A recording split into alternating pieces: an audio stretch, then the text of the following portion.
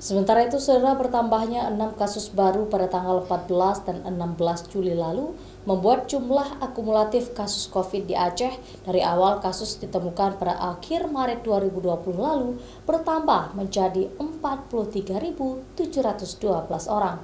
Dari jumlah tersebut, yang sembuh sebanyak 41.489 orang dan meninggal dunia 2.217 orang. Sedangkan 6 orang yang positif saat ini masih menjalani isolasi mandiri. Perkembangan terakhir peta epidemiologis di Aceh berubah setelah ditemukan 6 kasus baru COVID pada 14 dan 16 Juli 2022. Tambahan 6 kasus baru tersebut membuat jumlah kumulatif kasus COVID di Aceh dari awal kasus ditemukan pada akhir Maret 2020 lalu berjumlah 43.712 orang. Data yang sudah sembuh berjumlah 41.489 orang dan meninggal dunia sebanyak 2.217 orang.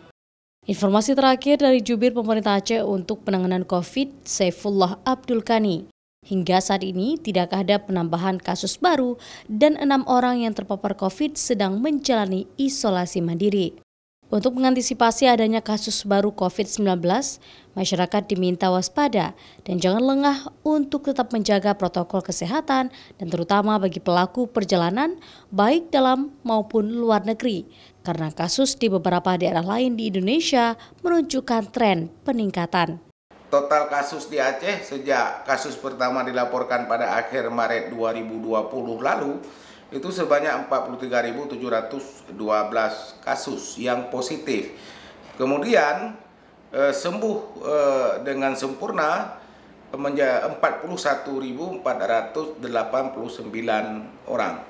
Sebanyak 2.217 orang meninggal dunia, dan itu kasus yang meninggal sejak kasus pertama ditemukan, jadi kasus akumulatif. Kemudian yang saat ini sedang dirawat ada 6 orang, seperti kita katakan tadi, 2 di Aceh Besar, 4 di Kota Banda Aceh, dan semua dirawat dalam isolasi mandiri.